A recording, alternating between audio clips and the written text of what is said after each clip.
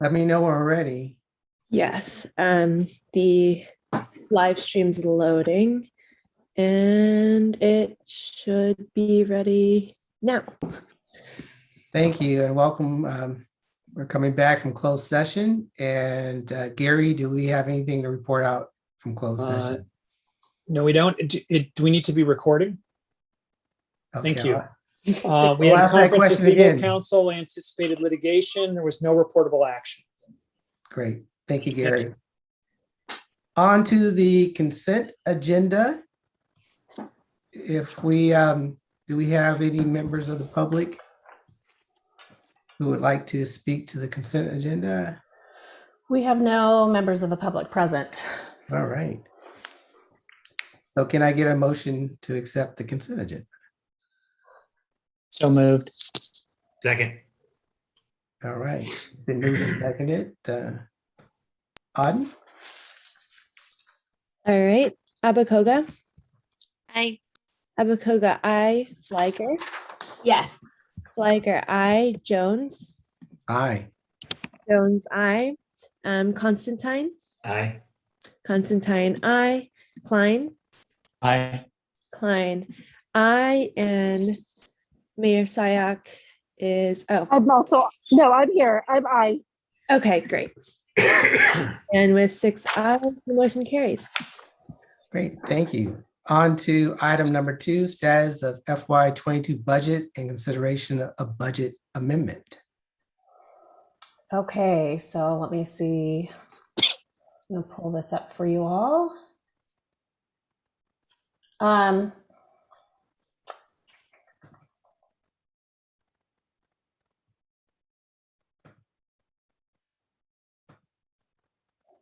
Sorry about that.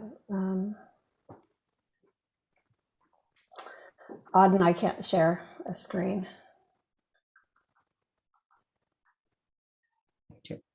You're a co-host now. You're still not Okay. able to share? There we go. I got it now. Thank you. Okay, so this is the budget report, and just the easiest way to say this is that we are over budget because of unanticipated legal fees, and previously the estimates showed I believed that we would make it through the year, but we would spend out our reserves. I do not believe we will make it through the year now. We will run out of money by the fourth quarter, somewhere between April and June, depending on legal costs, because I am unaware of what those costs are and how they're coming in, and the contracts do not have only one of the contracts with the legal for the HR matter has a do not to exceed. We have billed at this point to the roundtable. We have billed them $47,000. And if the roundtable were to reimburse us for that cost, we would make it through the year. And so, but because they have yet to pass a budget and they have not indicated that they are willing to pay this cost, what I am suggesting to you is that somehow we either have to you can reduce expenditures, but our 90% of our expenditures is staff, and there really is not a lot of, we have subscriptions to a lot of software, and there's really nothing that in a remote world that we can live without. So there's not a lot of savings there. So my recommendation is to, one option is if we move forward with the JPA, that as soon as we have a vote for the JPA, that we also approve a budget at that time, which would allow us a budget supplement to start the JPA, or you could have an assessment, and then your choice is to have an assessment of all members or an assessment of the roundtable members. So that is my report. I am open for your questions. Thank you, Andy. Now we're going to open it up for questions. I'm going to stop the share too. Okay. I think you all can see. Go ahead, Rich.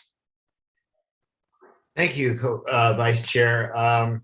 Boy, that incoming treasurer's got a lot of work ahead of that person. I don't envy that person at all.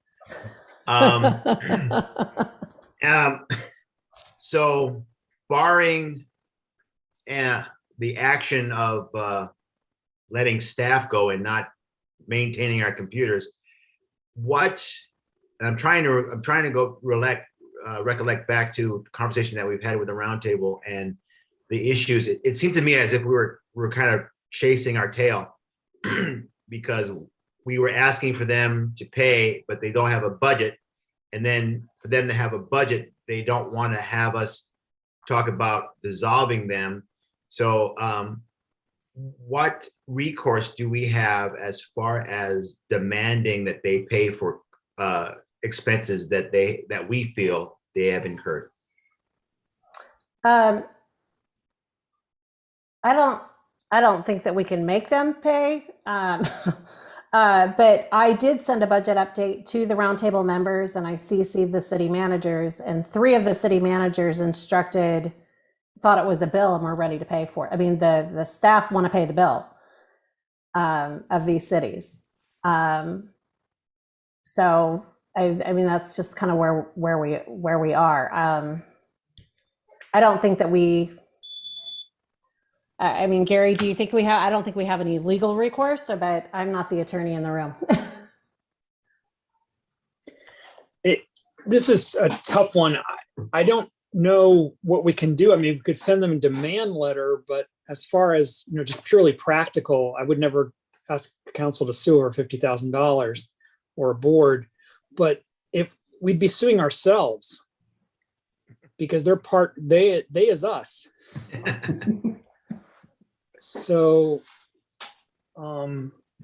unless, we have a couple really persuasive board members that want to meet with them again and see if we could work out a settlement, it would be great. To have them give us something, but it doesn't answer the question. So I'm not aware of a good legal method here. They said they couldn't pay because they didn't have a budget. Have they given us a time frame when they're going to ratify their budget? They are meeting on Thursday. To ratify their budget? To ratify their budget, but I did create another budget for them, but it's a really hard thing to do because we don't know what they want to look like, or what we're budgeting for. They asked me to give them how much we are going to charge them through December 31st. And I can't give them that number. So I estimated the number, and then they didn't like the estimate. And I just took the estimate of what has been billed for the last 9 months, or the first 9 months of the year. And I just averaged it because that's the only thing you can do in a budget. So is estimated. So we were pretty close. A few months ago, I'd given them an estimate of $50,000 and we've billed them 47 already. So, okay. All right. So I'm not going to make a motion right now, but I think the conversation, we should start framing it as if to say, we don't get paid the money that we're owed. The city association will cease to exist July 1 of 2022. I mean, there's no other way of putting it. Thank you, Vice Chair. You're welcome. Nisa? Thank you, Vice Chair. To pick up on Mayor Constantine's question, I would be open to considering sending a letter to the different cities, asking them to reimburse us for these amounts. And maybe, that request would be taken up at the city council. And so the city councils could vote on that. So I would be open to that option as well, to try to recover those sums from the cities. My question, I have 2 questions, Andy. One is based on the recommendation, and I know you, Mariko, and I had met a couple of weeks ago, but how much would we need to increase dues to cover the rest of the year? I think you said if we keep on the same path, starting in April, we'll run out of money. So between we'll run out. we'll run out of money sometime between April and June. It's hard to say because of those expenses. So if we did an assessment, I would like to come back to you with the amount, even at the board, if you would like to bring this back to the board, and I would like to take the next couple of days to what that number should be. I mean, an assessment could be of the cost of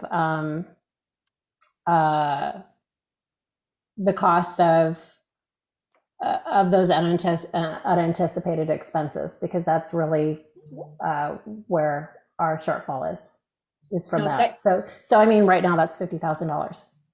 Okay, I think that'd be good if you came back, just so we have an idea if that's what we need to pursue, what that amount looks like, because then we'd have to divvy that up and go back and ask the different cities to pay these increased dues. And then I know you, Mariko, and I had talked a couple of weeks ago. One of the approaches we thought about was seeing where we could cut any expenses. And I want to echo what you said at the beginning, that, you know, we looked at that and there were no areas where we could cut. And I think that's important for everybody to understand, that we did explore that. Were there places we could cut or reduce to make up this delta, to make up this difference? And we were just not finding it. So I just wanted to echo that point. Thank you. Thank you.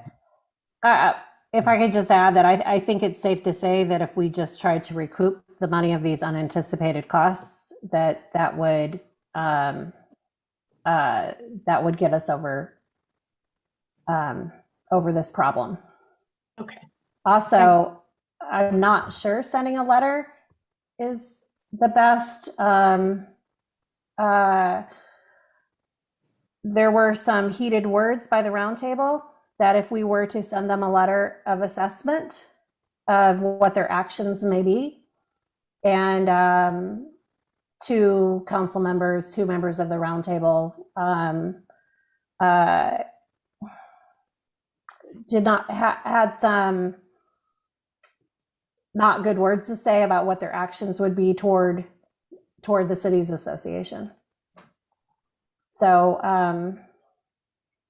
I'm just not sure if that's the right approach. No, thanks for that, Andy. Yeah, I did a back of the envelope calculation, and if we just did a special assessment for the cities association, it comes out to about $3,000 per city. Just so everybody can just calibrate the cost of, you know, moving beyond this and just moving forward. Margaret? Thanks, Chappie. That's what, yeah, I've been trying to point out for a while, that this is really minimal per city.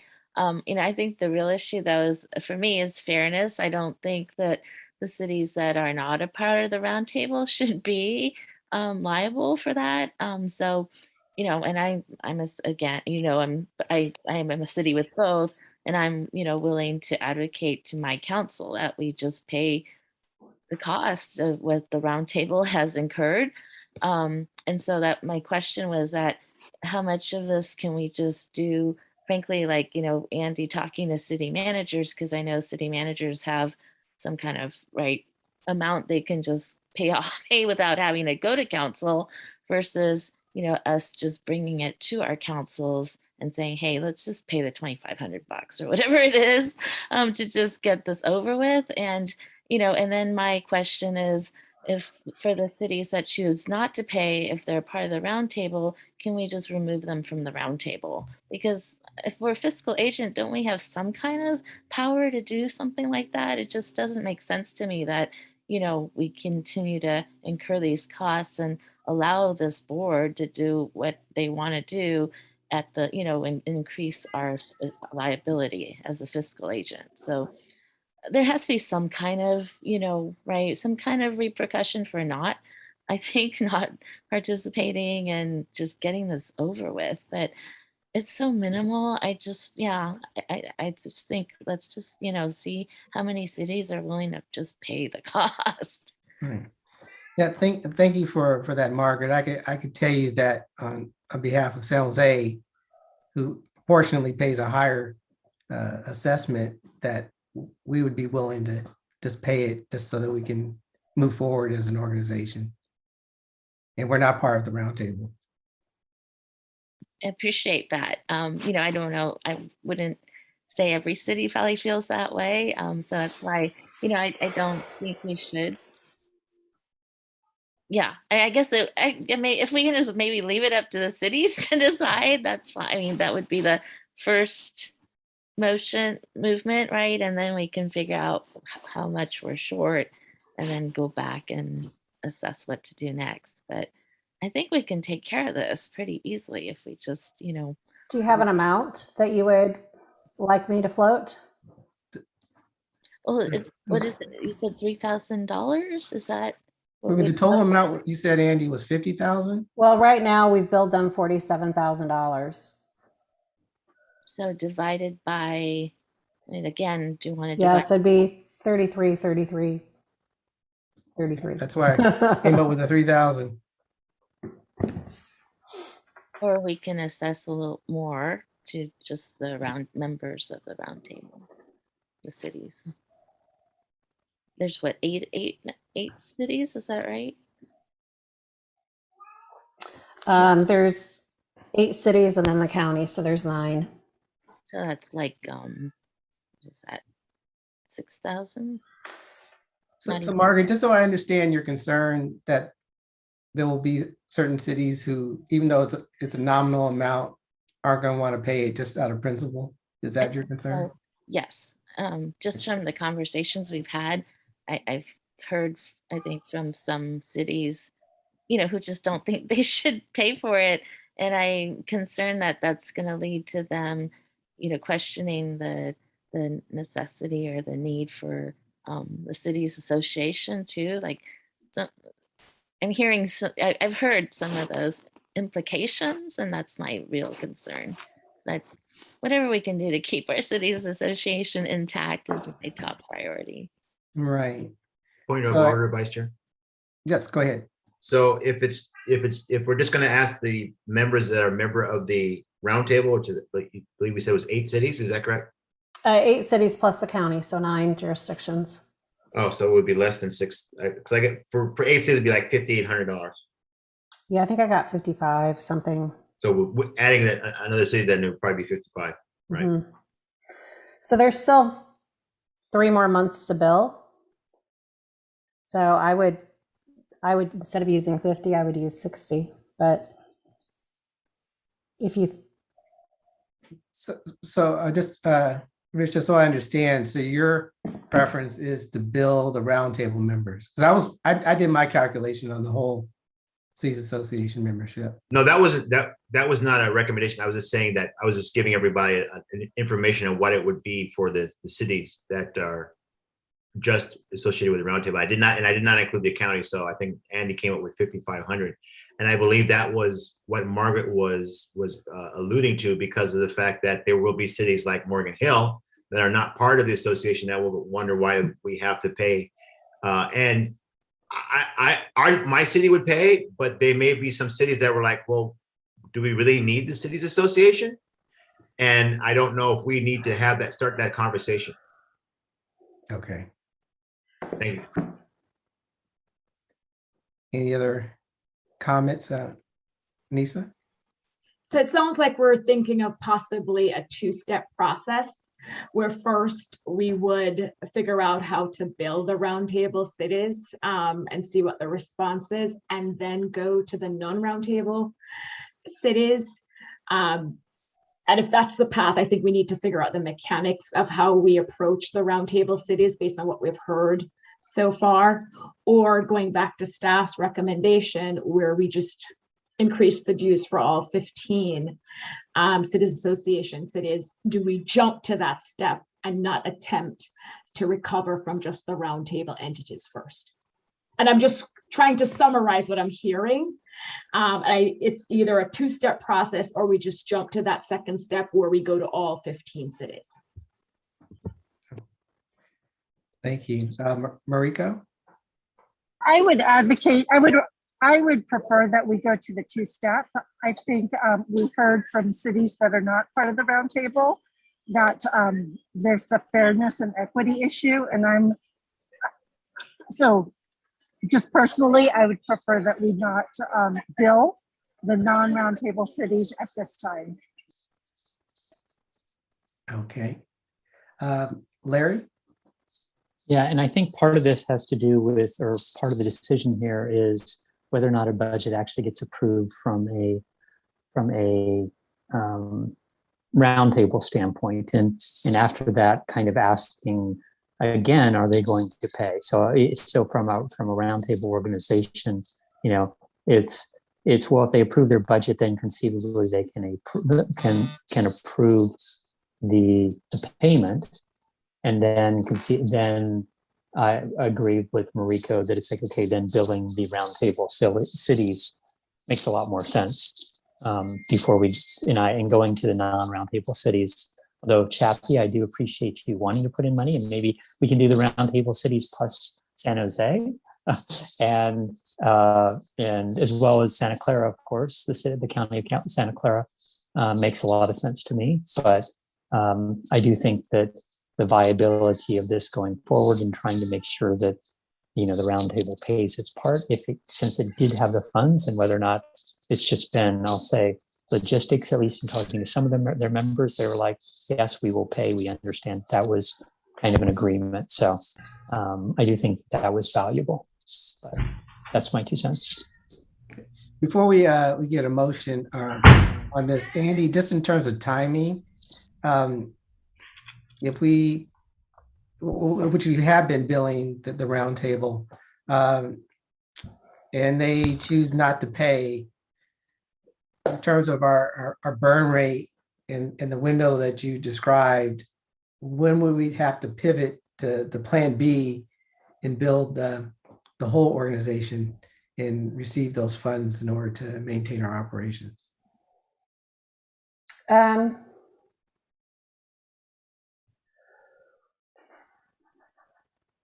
February, because it takes, once you bill it takes, cities have to put it in their queue. You know, it has to be approved, it has to go through their process for billing. And so when I send bills, membership dues, I'm still waiting on a couple of checks, actually. And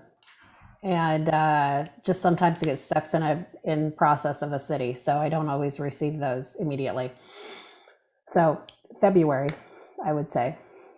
Okay. Thank you. Larry? So, Oh, I'm sorry. Go no, ahead. I was just going to say that also, so the roundtable is meeting on Thursday, so we won't know until they meet on Thursday of what they're actually going to do. I sent them a staff report. They said they were, but when I checked earlier today, they still hadn't uploaded an agenda, so I don't know if they changed it or what they're doing. But they usually post their agendas 2 weeks in advance. So, I mean, after that, then the next question is, if they approve a budget, kind of the weird part of this is they want me to invoice, and I probably won't receive the checks by the time we're not their fiscal agent anymore. So there's a little more process that we're going to have to figure out with their next steps. Okay. All right. I'm supportive of the two-step process as long as we're all aware of the really condensed timeline in terms of going to plan B if we have to. So if we can, if that's the direction that we want to go in. Can someone make that as a motion, please? I was going to say, can I entertain a motion, please? And can you state the process so we make sure that we get it, that Auden and I get it recorded correctly? Okay. Margaret, I saw you. It's like you were talking. But I was going to say so moved, but now that I have to think about what the wording is. But, want me to give you a second? You know, the process, all that. Yeah, so the process would be for us the city association to bill the roundtable member cities. Yes. And should we wait? Have a balance, or then we will in February. If we haven't received the payment from the roundtable in February, then we will bill, The would bill city, the whole cities association membership. yes. Eh, Do you want, I'm sorry, Larry has his hand up. Do you want to? Go ahead, I, Larry. so I think part of this motion should be authorizing the cities association chair and director to decide whether or not to do phase 1 or phase 2, depending upon the results of Thursday's roundtable. So I do think that's also part of this motion. It's actually really a 3-step motion, because conceivably decision and discussion at Thursdays means that we don't have to do stage 1 or stage 2 or phase alternate 1 and then alternate 2 at a later date. So after the budget. So I think it's authorizing the president and director to do something, and then we don't have to conceivably meet, but we kind of give them, here's alternate 1 and here's alternate 2, and a relative date that they have to make those final decisions in of when to kick those off, and that at least gives Andy and Mariko some flexibility. You're muted, Margaret. Or okay. Yes, you're right, Larry. So I guess it Okay. was, pending the airport roundtable's decision on payment, we would direct the executive director and the president to assess the member agencies. Should there be a remaining balance? And Which then- member agencies? The Cities Association of the Sorry, Roundtable. the airport roundtable member agency. Okay. Thank you. And then should there be a continuing balance, then we would assess the city's association member agencies in February of 2022. And is And that that's- all right? First of all, Andy, did you get all that? Yep, I think I got it all. Okay, and is that all right with the seconder? And I'll second that. And Okay. I'll just make a friendly amendment as opposed to in February. I would say in first quarter, and depending upon what, the friendly amendment of changing in February to in first quarter, and that gives Mariko and Andy some flexibility at looking at where our finances are and what monies have come in. Okay, that was a friendly amendment. You got a thumbs up, and since you're the seconder, I'm assuming that's all right with you. Yes, it is. All right. Point of clarification, Sure, go ahead, Gary. This all applies to billing either roundtable member cities or the balance of our cities association cities. So there's no billing to the roundtable because it's already been done, or is that just not part of the motion? Now, there will be, if we have additional billing. Oh, okay. So we're not doing any further action against the roundtable itself. I just point of clarification. Okay. I just want to make sure I understand the motion. Thanks. Okay. Is that Andy? Go ahead. Lisa has a question too. I just want to know the amount. Are we looking at the 50 amount? Are we going to stay open to what is billed this year that we're asking them to pay? I had, You want to go with the 50 number? the last number I had in my head, I heard someone else mention 60, but we're not sure if they're gonna actually reach that number. I thought 50 was a nice, safe number. Okay. There's a lot of outstanding bills. Lisa? Just a point of order question, Vice Chair. So we're making the motion. Is it a recommendation to the full board, or we have the authority to make this motion and make the decision? That's a good Gary question. I assumed it would have to go to the full board. I think but- it has to go to the full board unless there's something in the bylaws. Andy, maybe you can help me here that gives us the, I think it has to be the Or just- board since it has to do with the budget, because the budget has to be approved by the full board. So that's just my understanding of the bylaws. So along those same lines, because I was thinking that as well. So the roundtable meeting will happen before the full board meeting. Mhm. So we will actually know what they vote on at the roundtable meeting. So that, I mean, I don't know if there's a way, Gary, for us to make sure that we can pivot on the motion for the full board. So that depending on what they vote at next week, we know, well, what we're going to do is recommend going out to the roundtable cities. Or if they accept the invoices and they decide to pay it, then great, then there's no need for our motion. as long as the motion includes authority to the executive director and the president to withdraw the staff report on that, or that part of the staff report on that issue, then sure, we should be able to pivot. I don't know if we can meet the Brown Act requirements, but Andy will keep me posted on that.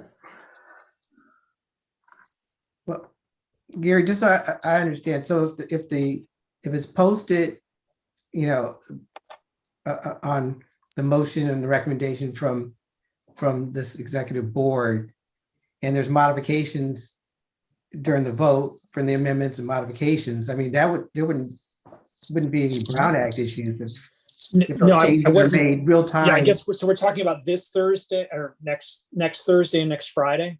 I mean, next, what are we Thursday talking afternoon, about? Yes, Thursday next- afternoon and Thursday evening. Oh, Thursday afternoon, Thursday evening? Right, as long as it's related to the. to the Yeah, topic yeah, on no, the no, we're agenda. fine, we're fine. I wasn't realizing it was all the same time. We're fine. Maybe we should just simply put an alternative motion, alternative recommendation on the staff report, or put at the end of the staff report that says, should the the roundtable vote to approve paying this, then this would be subject to maybe unnecessary or be subject to amendment.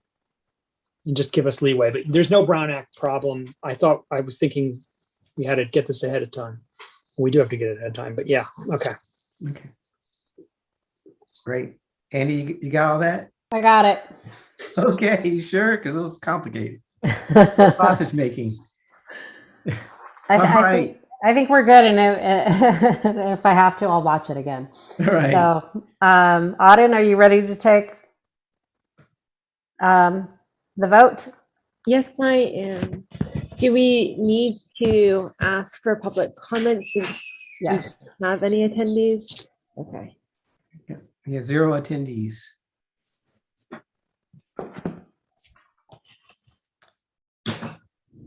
Okay, so I will go ahead and call the question then. Okay, so this motion was made by, It was made by Margaret. okay, thank you for reminding me. And the seconder was, Larry? Larry. Fine. okay, great, thank you. Okay, Constantine, Aye. Constantine, I, Abakoga, I, Abakoga, I, Sayok, Aye. Sayok, I, Flagger, Yes. Flagger, I, Jones, Aye. Jones, I, and Klein. Aye. Klein, I with 6 ayes, the motion carries. All right. On to item number 3, and I promise I'll get everyone out of this meeting by 7 o'clock at the latest.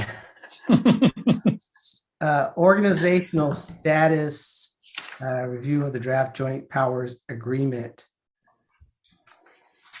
Okay, here we go. So this is a long time coming, and I'm rather excited about this. The first time the executive board discussed the organizational status was at my first executive board meeting in August of 2017. I brought to the executive board at that time that there may be an issue with the association's organizational status, and that we are a legal entity as an unincorporated association, but there are certain liabilities that the association has by just being an unincorporated association. And we, at that point, we took it to the board in the fall, and we've gone through a kind of long path of trying to resolve this. And actually in 2019, we thought it was resolved, and then the IRS notified us that it wasn't resolved. And then in August, the board received a presentation from Shantine Koplow, and Shantine had also been working with Ralph Propowski, who is a tax expert and consultant, and they had brought forward a proposal to you, and the board at that time adopted. The board adopted to become a JPA, and they at that time they directed staff to move forward toward forming a JPA. So this is we've had multiple different attorneys working on this, and Gary has brought us to the finish line, or close to the finish line. We're in the back stretch, and so now I turn it over to Gary. And we've also been working this. We had a small committee. It included Mariko, Nisa, and Margaret, and then Gary and myself. So take it away. Okay. What I'd like to do is, well, first thank Andy and the other attorneys, as well as Margaret, Nisa, and Mariko for all of their input, because I took what had been written and I revised it, and then they provided, we met 3 times, and it ended up a much better product. I think it reflects our values, but I think it reflects our history, our needs, and is durable enough to last for the future.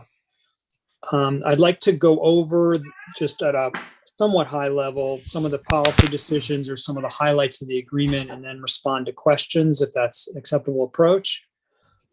Tell me if it's not. I'm not going to go over every section, but the JPA itself will create the Cities Association of Santa Clara County Joint Powers Agency.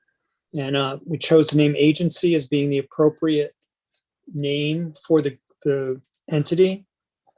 I'm just going to go through sections now. 1.1 creates associate members. And the thought there is perhaps the county at some point would become an associate member, and that allows for them to be dues paying but not voting. And that could also be utilized for other entities. And again, you can't future-proof these, but we can at least leave ourselves, address what we know and what might happen. And yes, Andy, sharing screen would be wonderful. Okay. The board of directors will still continue to exist. We're going to modify that a little bit, and I'll get into that. The executive committee will also exist. The board of directors will not be modified, but the executive committee is modified slightly, and I'll go and get into that. We enumerate on Article 2, starting at section 2.1. We go through and talk about our creation and purposes, and I'm not going to read it to you, but I think we were able to frame this in a way that reflects both what we do and what we intend to do and the intent of the organization. And if you want to edit that further, just tell us it once I'm done with the presentation. The agreement becomes effective once we get the signature of 8 members. We chose that number so that it would be an effective organization, but that one member or a small handful could not hold up the formation of the JPA. This is all done under the Joint Powers Law, which is at Government Code 6500, and there's certain specific things that we're required to have, and that's why there's some what I would call awkwardness, but ways that we have to follow, and we've tried to follow all those requirements. We will be an independent legal entity, an independent public agency. So therefore, we have the powers of a public agency. We have at least tentatively chosen to utilize the laws of the town of Los Gatos. And the reason for that is, and I do need to verify some of this with the city attorney, is that we want to use a general law city so that we know what our powers are based on the government code and not upon having to analyze an individual charter. For example, if we were to use San Jose or Santa Clara or Sunnyvale or Mountain View, they're all charter cities, and there's peculiarities that arise from the charter. While having a government code, it both narrows and specifies what our authority is, and that's probably the best thing for this. We've taken away our power of eminent domains. That's not going to be a controversial issue. We also do not have the power of taxation, which I think if we had either of them in the document, we would have some difficulties. Again, we're going to be governed by the board of directors. The board of directors will be just as it is today, one member from each city with one alternate. The board at 8.3.2 shall form an executive committee. And the executive committee has been changed a little bit. The executive committee has specific powers. It can exercise the powers and duties of the board concerning the approval of agreements, leases, and instruments relating to the finances of the JPA, as long as it's been within the previously approved budget. So the executive committee cannot do anything that has not already been approved by the budget. The one specific requirement for the board, well, the board of directors itself is our policy setting entity.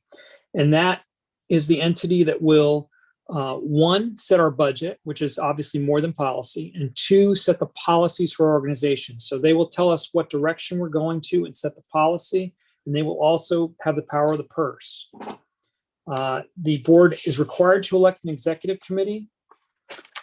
And at 9.2, we've indicated we are subject to the Brown Act. We're using the same system we have before. We need a majority of the members of the board as a quorum, and a vote of the majority of the quorum can take action, and that's what we have today. The change in the officers is that we have a president, first vice president, second vice president, secretary, treasurer, and immediate past president. So that gets us to 5, and that's also our executive committee. So that addresses the issue that we had, have an executive committee that's not an odd number. Normally, you do not have even numbered committees or boards because it can lead to deadlock. I know we've had a wonderful executive committee and that's not been an issue, but that's a way to address it in the future. The board, I'm at Article 12. The board can establish committees, and those committees can delegate, can be created either by the executive board or by the board of directors. And note that we've changed it not to executive board, but it should be executive committee. We've changed the name to executive committee to reduce confusion between the board of directors. The committees themselves will all be appointed by the president. At 13.1.1, we've delineated the role of the executive director and the powers of the executive director. So there's no misunderstanding from anyone or any time when we have someone handling that role. The main thing is obviously to prepare a budget, but the board approves the budget, prepare the notices of the meetings, collection of dues, and so on, and managing the organization. We've listed in the JPA and the authority of the executive director to approve agreements up to $75,000, and that number is adjusted annually to inflation, so that, again, keeping the JPA in such a way that it can be useful in the future. However, the executive director is not permitted to approve any agreement unless it's been previously approved in the budget, so that the executive director cannot spend money on their own. Again, the general counsel is still included. Since we have a JPA, we're now required to have an auditor. The auditor must be a CPA under current joint powers law. So we would be switching to an annual audit program, which I think will satisfy the concerns of our members and keep us on our toes, because we'll have an annual audit that will be approved by the board. We've spent some time considering significant future programs, and if the board wishes to create significant future programs, that takes a 2/3 vote of the members. We also have a method to create narrower committees. I believe it's by the same vote. I need to double check that. Where if we have an issue that affects less than a majority of our board or not all our cities, that we can enter into agreements to handle smaller issues or not smaller issues, but issues that don't affect every city. We've switched to, again, a secretary treasurer position, and that's at 16.1. We're required by joint powers law to have a treasurer, and that is the one office that controls the funds. We have an ability to adopt new members. While I suspect it's very unlikely that Santa Clara County would have additional cities, in the event that there are, we have a method to have them join. They have to apply, they have to be approved by the board, and they have to pay to join. There's a withdrawal provision at 19, and that requires that anyone wishing to withdraw must give 180-day notice. And any member who leaves the organization is responsible for the budget to the end of that fiscal year. The liability of the board of directors, officer, and committee members is limited under 23.1. As long as they exercise ordinary care and reasonable diligence, there is no liability. They're not liable for any actions that they take as a director, officer, or committee member. And we can get insurance for them to cover them, and the agency defends and holds harmless our directors, officers, and committee members, which is something we do not have now, and provides the level of protection that most council members have, most corporate board members have, and is the same that is in most joint powers authorities. Under Article 24, I have drafted a very strong indemnification. We are indemnifying our members for our own negligence. I do think we're going to need something along those lines in order to get this through the city attorneys and the cities, and this is also a relatively standard provision, but it removes any issue that we could have a financial impact upon our members. The code of conduct is required, and that's at Article 27, as is a conflict of interest policy. So we will be adopting a FPPC conflict of interest policy and filing Form 700, which is with the county, as a matter of fact, because that's who the agent is for that. And that is, again, consistent with other joint powers authorities. At this point, I couldn't get into the procedure of how I see us adopting this or going forward, but I think I should open it up for questions and input if you want changes or want explanation. And I'm hoping that our committee members and the executive director will join me in responding to those questions, because some of these policy decisions were made collectively. Thank you, Gary, but I missed some of that readout. Can you go over all of that again, please? Oh, certainly. Just let me take a breath first. Do I have any hands? Anybody want to provide input? Before, let me just ask you, Gary, is this draft ready for us to provide to our legal staff? Or should we wait? I would suggest we wait on that. I'm going to go through what I see the procedure as, and you can either tell me that works or doesn't work, but it's, I see a couple tiny typos that are definitely my fault, so I can fix those, but it's just about ready to go. There are no holes here. There's one or two things I need to look into, which I should mention. Right now, I do have this the JPA will effectively dissolve the association, and I still need to do a little bit more research to make sure that's the appropriate approach. Andy was kind enough to get some of the research from Shantine, but we don't have all the answers. I just want to make sure that that's the right approach. But that won't take me very long to figure out. Okay. Thank you. Larry?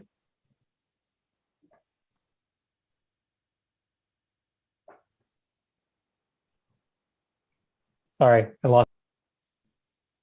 You're on mute again. Okay. There you go. Okay. One question, and I searched through the document. So part of the JPA's responsibility would be the selection committee, which would be a permanent committee. And I'm just trying to deal with all the possible issues. Sure. From a withdrawal standpoint, hoping that no city does withdraw, but if they don't join or if they don't withdraw, if there is an appointee from that city to a secondary organization, should there be some wording in there regarding that the selection committee, if we appoint somebody from city X and then city X decides to a county board or some other organization, and city X decides to remove itself, I would assume that there needs to be some either part of the withdrawal section that all appointees made by the selection committee would be, their representation would be terminated because they're no longer reporting back into the cities association. And ultimately we would need to appoint someone else who's actually part of the board, or one of the cities that's part of the cities association board. I think that needs to be added somewhere in there, unless I didn't catch it. It's not there. I did some legal research on it, and I did not find that we had the authority to do that. It's something we might consider adding to the bylaws because it sounds perfectly reasonable. It's just the way the statute is written is that there's a city selection committee in each county and that it appoints. The mayors are supposed to be sitting on it, and then it makes the appointments. There was nothing that said that there was no mechanism involved that if you don't participate in the organization that's formed to do this in each county, that you forfeit your rights. So it's a little, it's not covered in the law, and it's not clear to me we have that authority. Okay, Andy has a comment, I think. Andy, you're on Go ahead. mute. Go ahead, Andy. I think that Gary is correct about that. We did look into it a little bit last year, and because the statute says that every city town is a member, I don't know if we could add something that says that if they're not a member of the cities association, or maybe this goes in the bylaws, that if they're not a member of the cities association, but they still participate in the city selection committee, is there any way that we can make them pay? Because a meeting just doesn't happen. You have to pay for staff time. You have to pay for the agenda. Is there any way we can do that, Gary? I would recommend putting it in the bylaws because everything that Larry said and you're saying is perfectly reasonable. It's just there's not legal authority I found that would permit it. And if we put it in the JPA, the city attorneys are going to take aim at it Right. pretty quick. But I don't know why it can't be in the bylaws. And if it's passed by our board of directors, that's pretty, that covers it. And you could just put a city selection committee fee or something. Okay, I just wondered if that had been discussed. It's a very reasonable question. I just couldn't figure out any way to do it. Okay. I don't have a good solution, and I don't know. I mean, unless there is ways to get the legislation changed, but I don't know that that's worth the effort. I wouldn't say a legislation. It's just what we can do within our our realm of control to look at that potential issue. I'm hoping that issue doesn't come to pass, but I do think that needs to be. It's just trying to deal with all the options. I think there are some tweaks we're going to want to make to the bylaws after this is passed, but I would strongly recommend that we not tackle the bylaws now because the city attorneys or the councils will use it as an excuse not to pass the JPA until the bylaws are done. And our bylaws right now are fine. And I can point to them and say we're going to adopt something like that.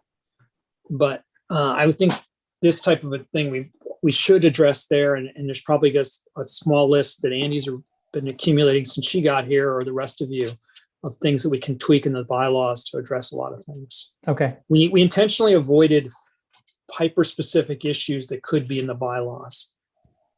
Good enough. Thank you. Thanks. All right. Any other comments, questions? All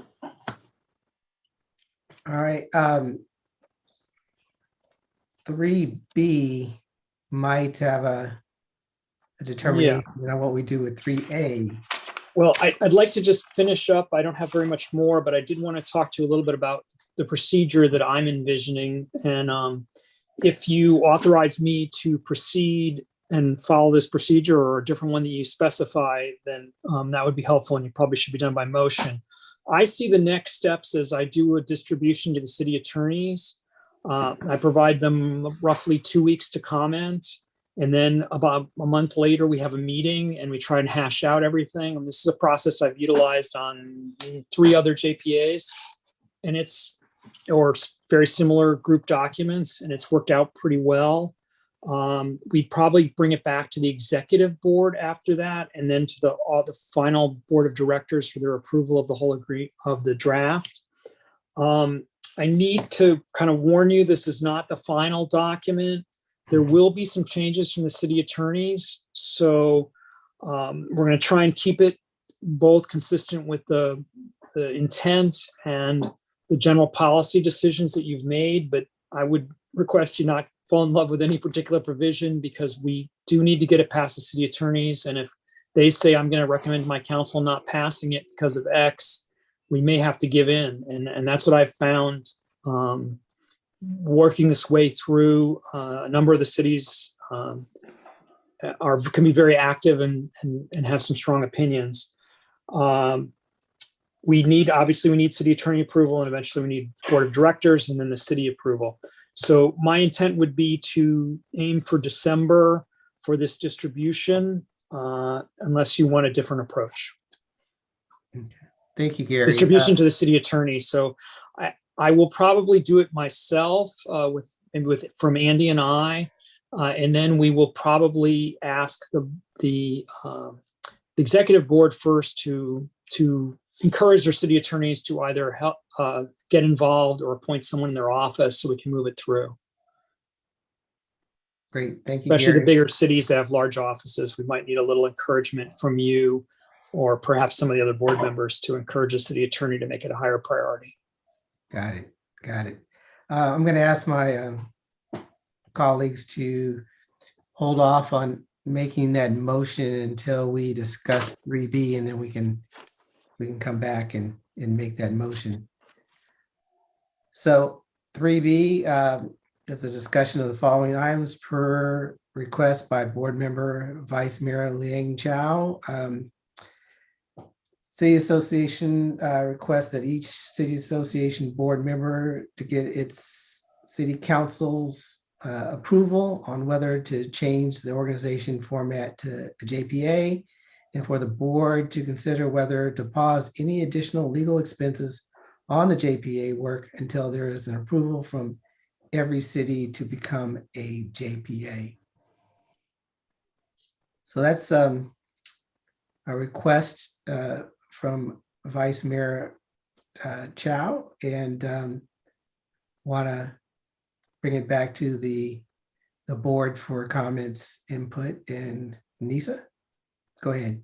Thanks, Vice Chair. And I'm going to attempt to answer Liang's question by asking Gary to go over the timeline again, just so we all understand. Will this go to the full board before we issue it to the Cities Association? And would that be the appropriate time then when we bring it to the full board for the different cities to weigh in? Well, the process that I outlined was to go through the city attorneys, bring it back to the First. executive board, and then bring it to the full board. To me, this question was answered in August of 2020, so I'm not asking it. Thanks for that clarification, Gary. So the full board will have an opportunity to weigh in on the final document, or so at that point. And the cities will all have an opportunity to weigh in. Every council will have an opportunity to weigh in after the board approves the full document.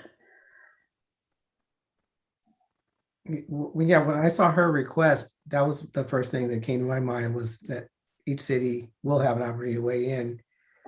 And then on the issue of putting a pause on any additional legal expenses, Gary, what percentage would you say we're done, or? We're probably 75% done at least. I hope so, because I don't really want to bill you anymore, considering your financial situation. I mean, what I'm going to do from here is just send it out, and then we're going to have the meetings, and they may find some issues, and it's going to take some time. But most of the legal work is done from my standpoint. The rest of it's going to be from the other city attorneys, and then some negotiation sessions. There's no drafting left, except for some of these minor issues or typos. Right. Well, we've completed a significant amount of the work, I guess is the point. So if there's no other comments or input from that discussion item, can I get a motion to approve council's recommendation of the path forward? So moved. Can I get a second? Second. All right. It's been moved and seconded. Auden?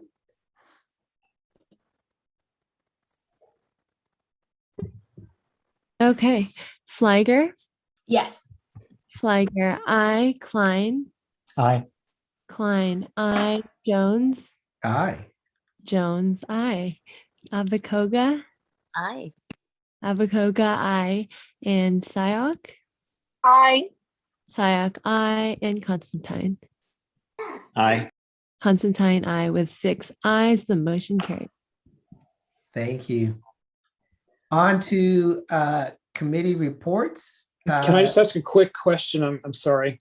Andy, do you need a motion to respond to Vice Mayor Chow's request just for your own, so that it's in the record? Oh, yeah, that would be a good idea, I think. And would the motion be something along the lines of, we've reviewed the request and chosen not to proceed with it, and noting that the JPA will come before the entire board of directors before it goes to any of the cities for approval? Correct. I would make Yes. that motion. And I would add make the motion as Gary just stated, as well as add wording that the decision to move to a JPA was made at a previous meeting, and exactly what Gary said, that we'll be reviewing that JPA documentation at a future meeting. All right. So that's okay with the motion, maker of the motion? I'm making the motion based upon Gary. I need a second. Okay. Second, can I get, we already had it? We already have No. a, This is a Second. second. This is All a right, second great. motion. It's a different motion. okay. Second. All right, it's been moved and seconded.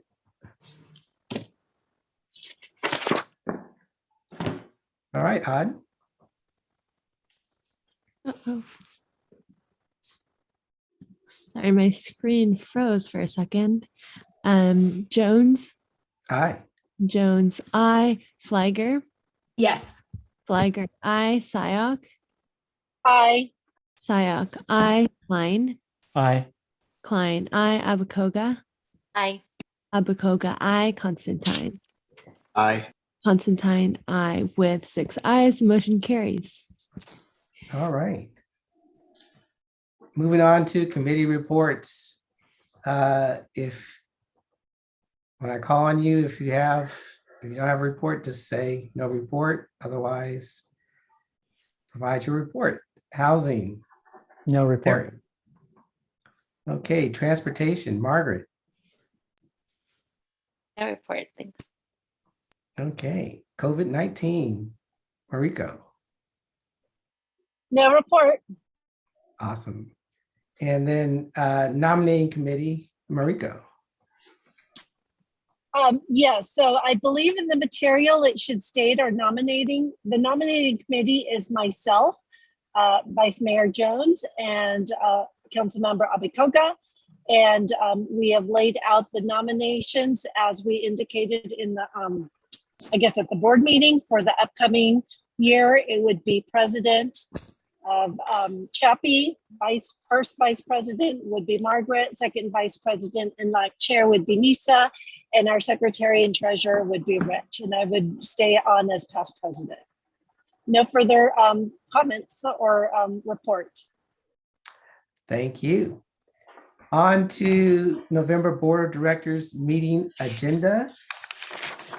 Andy? I have some changes to the list that's provided for you. Life Moves is unavailable.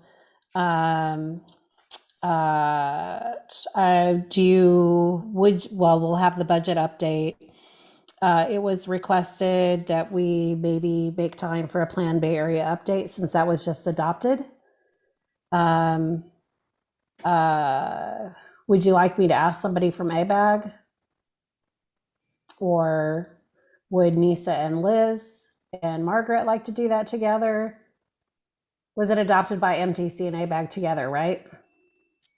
What's your preference?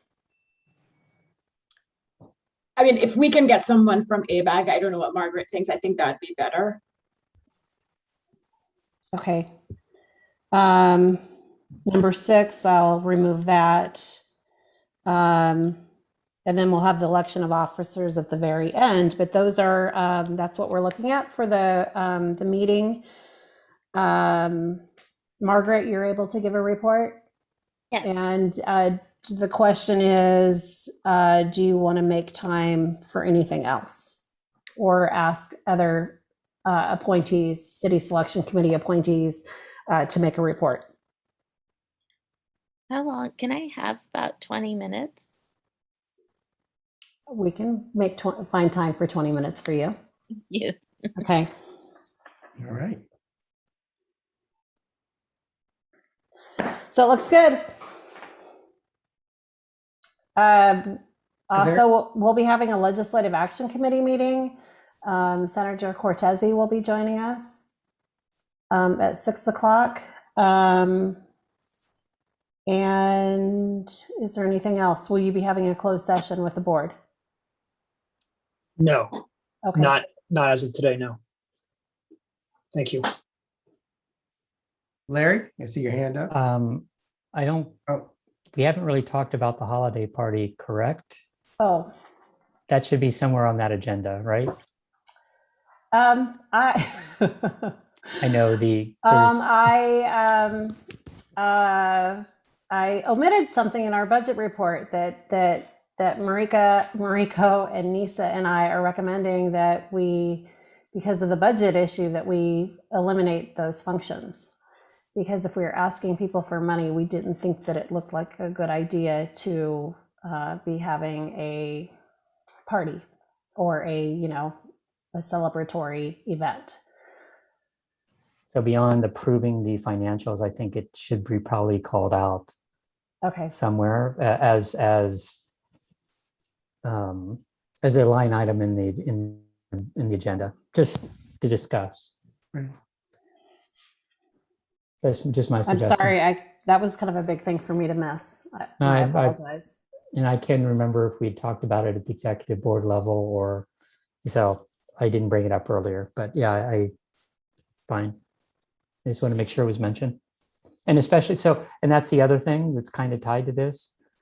If we're canceling the holiday party, is this the last meeting of the year, or do we have a December meeting when we normally wouldn't have a December meeting?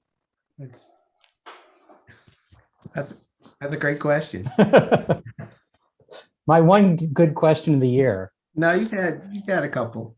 Well, I think that would be a good topic of discussion because, maybe we might decide to have a self-funded holiday event.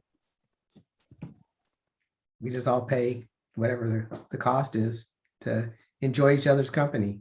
Oh, that's possible. So let's have that discussion at our November meeting. I think it's two things. So then it's the holiday party and whether or not there is a December meeting, although it's not on anyone's calendar other than holiday parties moved to Friday, if I remember. So this would be our last meeting of the year, assuming things are as they normally are. Just want to bring that up. Yeah, good point. All right, any other items to be raised?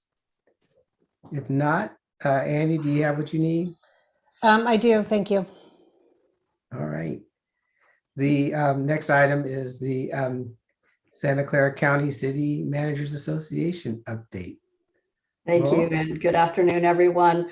Just quickly, the managers are continuing to digest the Cal OSHA and federal requirements for vaccine and testing mandates.